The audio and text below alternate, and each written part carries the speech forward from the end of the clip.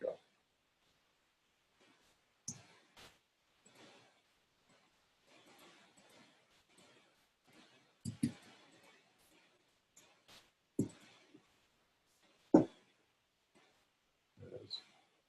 So I've just made a circle.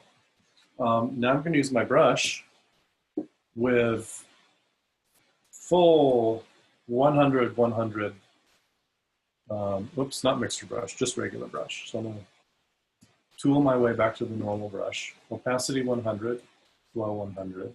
I'm now just going to use my brush to fill in this circle and watch what happens. I can start outside the selection. Let's do no smoothing. We don't need anything fancy right now. Just generic brush. Mode normal, opacity 100, flow 100, smoothing 0.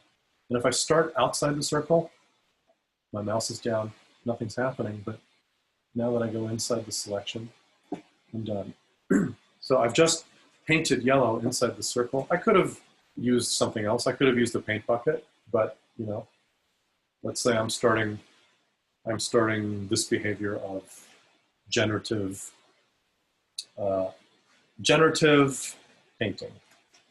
I can take this, and this is now a two-dimensional circle. I just created a two-dimensional circle with my brush. I can turn it into a three-dimensional form by adding tone to it that simulates light fall, right? So everything has lighting. Everything that's visible has lighting. And then any part of that which is closer to the light is a little bit brighter or takes on a highlight. And anything that is farther from it takes on a shadow, right? And then things that are, you know, of the light source might be pure white, and things that are not being hit by the light at all are pure black. This is just the color range. So knowing this, I can brush those effects in and create a sense of 3 dimension just with the simple brush tool.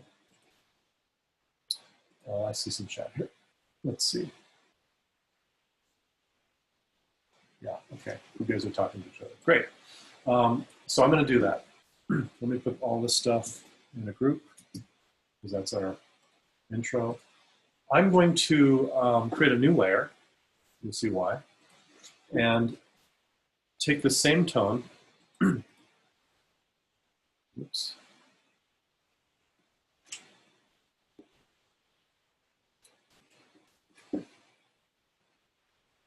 And then I'm going to brush some tone on here.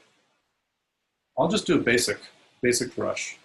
Change this and turn this off. Maybe I'll just do this.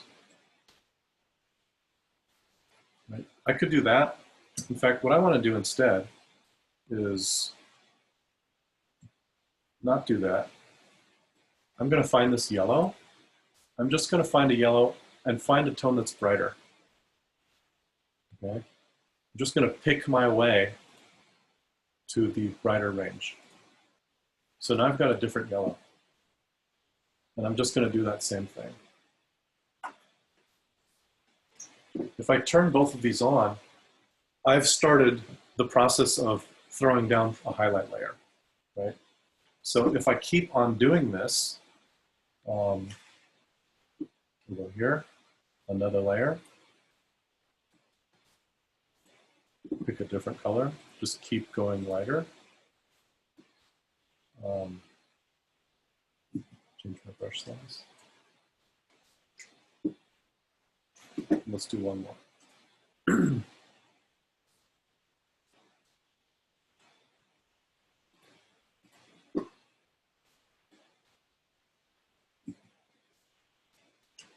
Okay.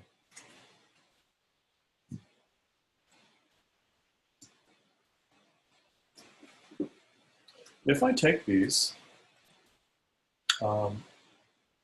and I blend them, add some blend to them, and then adjust the opacity,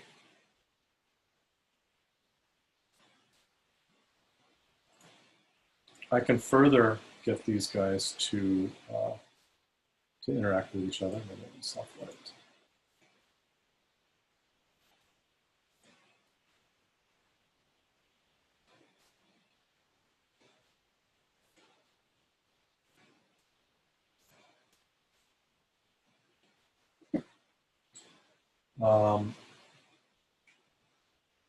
I've just created some highlight here.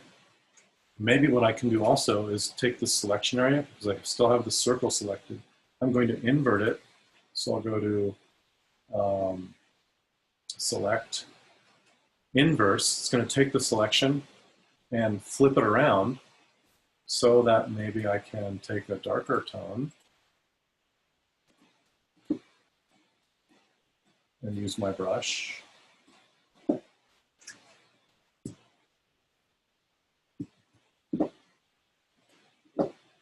To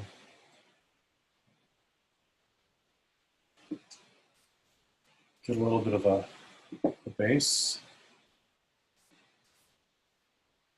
Dial it back. Let's give it another layer here.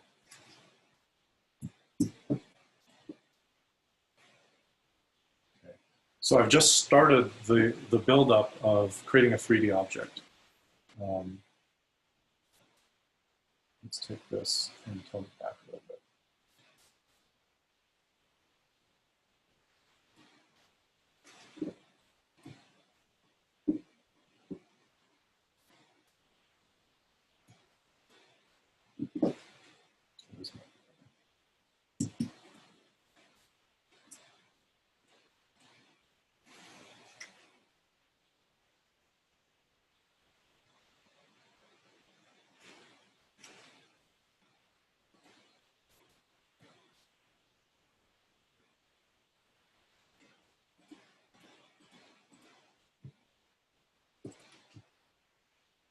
Here's our 2D, and here's our 3D work. We should add more. I should add, maybe make this even more drastic. But all brushwork.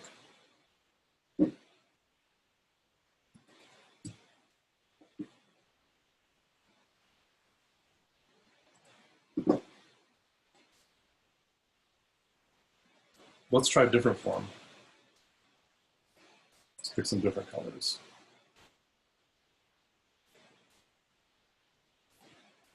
Red and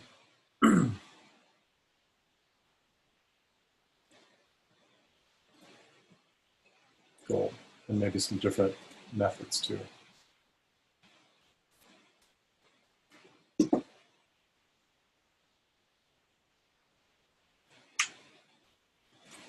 Okay, let's do a square.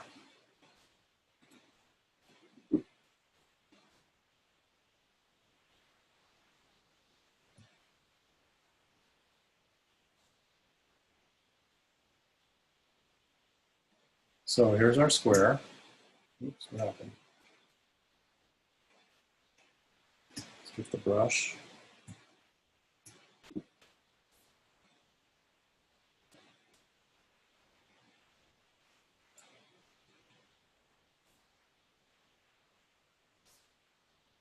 Where's my window seat?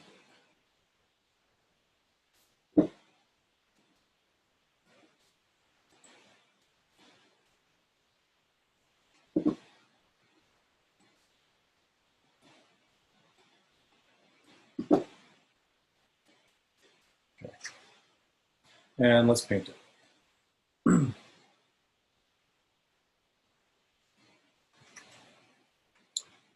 All right, 2D square.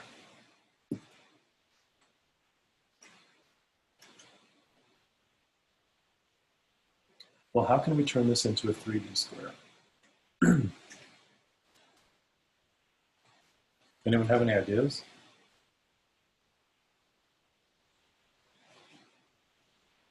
We need to change the dimension a bit, right? I'm going to just do this. I'm going to frame up the addition that I need. Do this. And we'll just throw down some color. I should have brushed that in.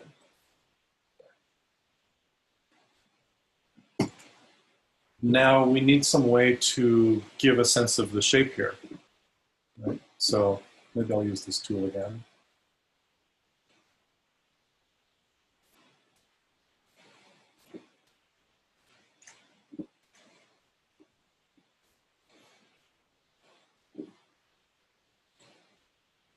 Let's try a brush with a blend mode.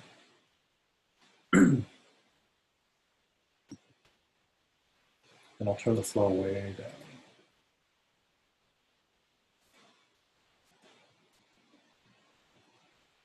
Layer.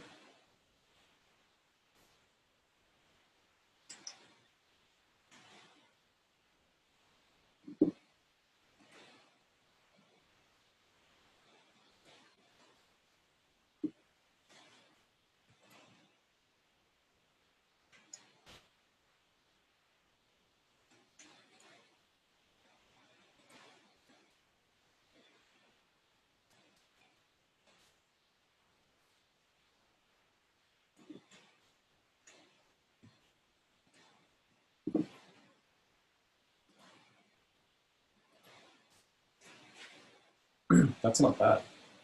I'll go here and I'll use the eraser tool. I'll use my selection tool to identify this area, invert that area, and then erase this errant brushwork. Just a little run of the brush to blend a little highlight on the non-existent edge has created an edge, and now it's actually three-dimensional. I could clean it up a bit with a mask or with some editing on this brush. For instance, here, my brush, lower the hardness, lower the flow, lower the opacity, zoom in.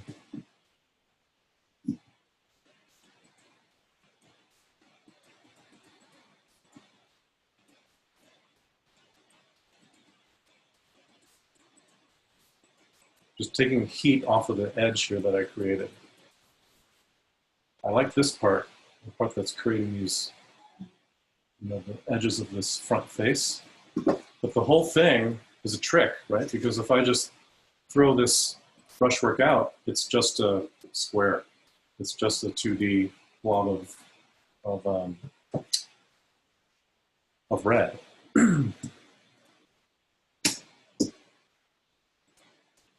Over here, work on this.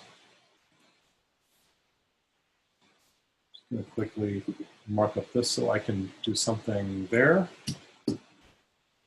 Let's see what happens if I use a mixer brush. If I'm going to mix this as a new layer, just right up this edge here. Let's turn the flow way down.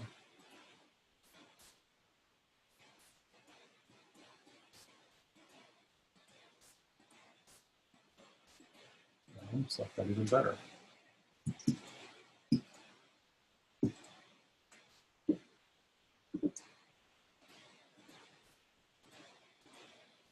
Yeah, I kind of like that even better. Let's build the front with that.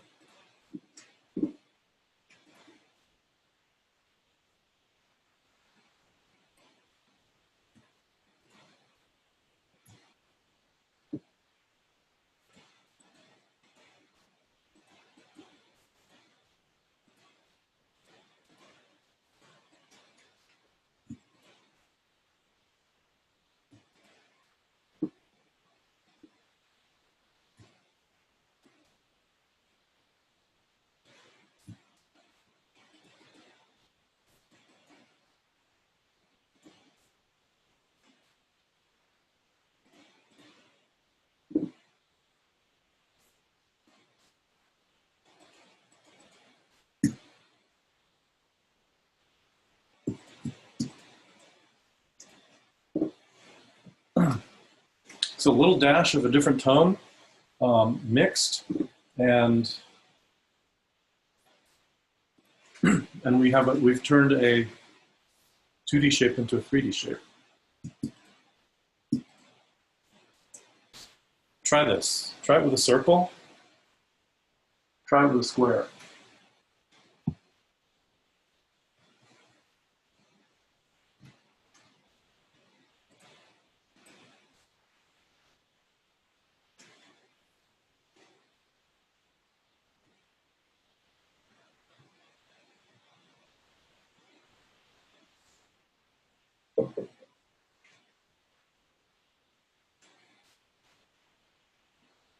You can also use it without the selection tool as a drawing template. So let me do this.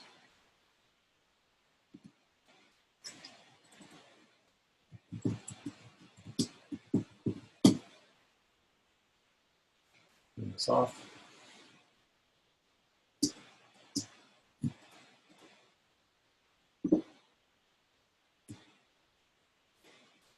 Okay, there might be another method. Brush tool. I'm using the mixer brush, which is fine. I'm just going to freestyle it.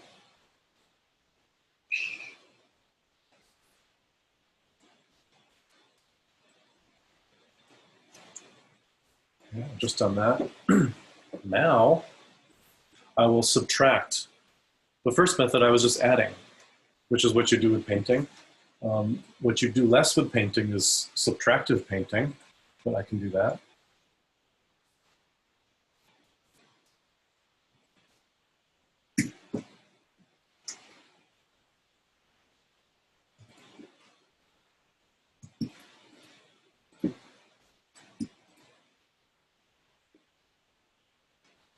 If that's too much, I can bring it back. And maybe I take my eraser tool, and the eraser is a negative brush. So the eraser, you'll see in its options, have the same features. So I can actually take the opacity to 20%. So I'll never take, oh, I know, then I'll always leave something behind. And let's just do this flow. So I've left something on that top edge. So there's a lot of ways to create the shape using the brush tool.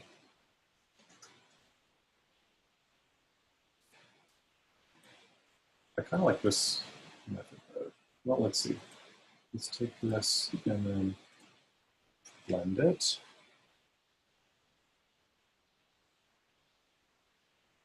Okay.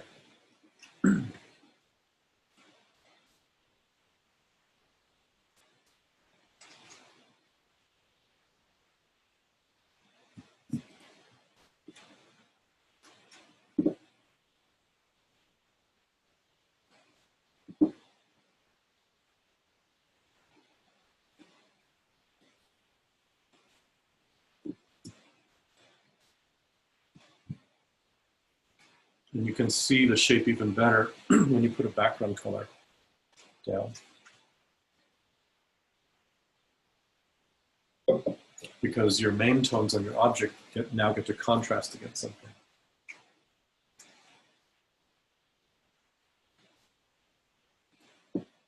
Can you see how just this little brush effort has helped make this a three-dimensional object? Like any average person who looks at this will see a cube and not a flat polygon.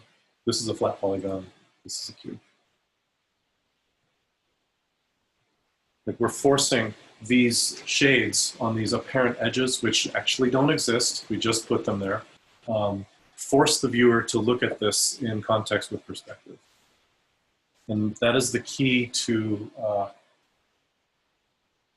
painting three-dimensional forms in Photoshop. Photoshop's a two-dimensional environment, no matter what.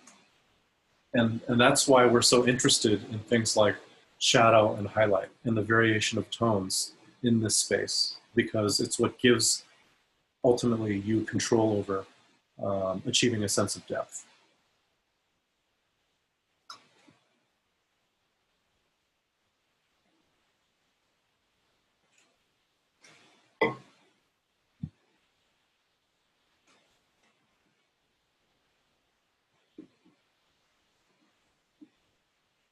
let's try another, let's try making a triangle into a pyramid.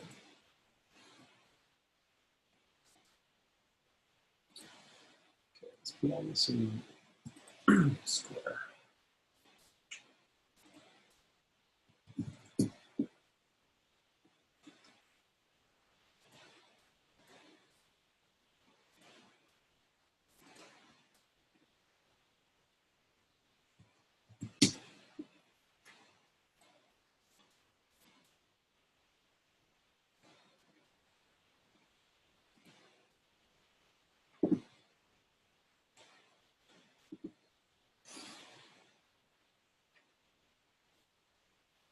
Okay. Somebody walk me through. What should I do here to make this make the triangle?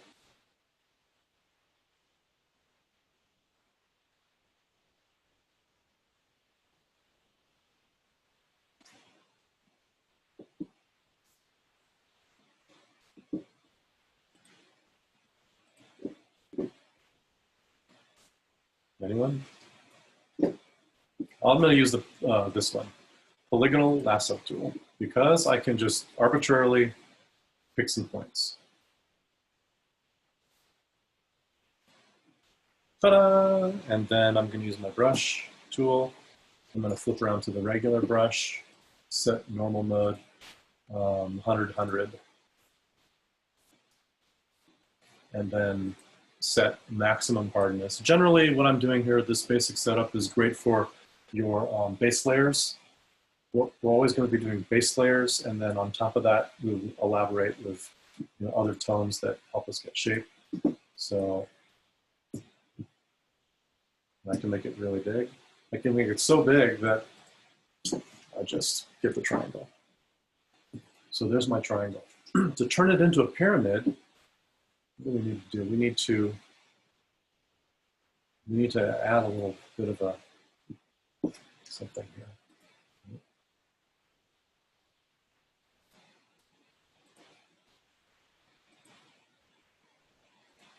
Add this.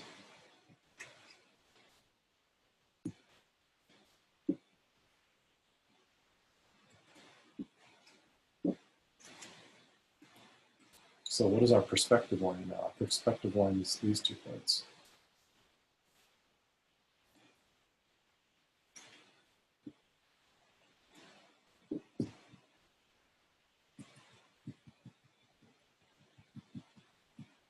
What happens if I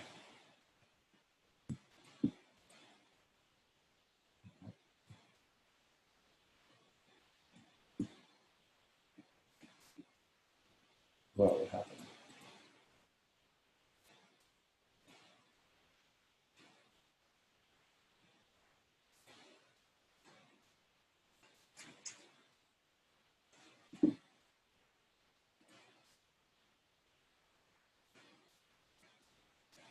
I'm generally doing this work on different layers so that I can manipulate it or blend it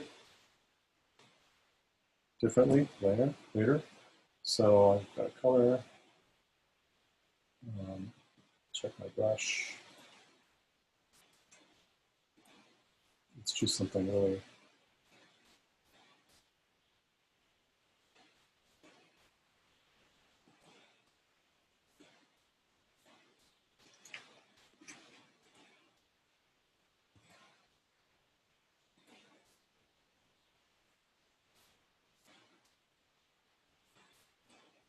Let's get rid of that.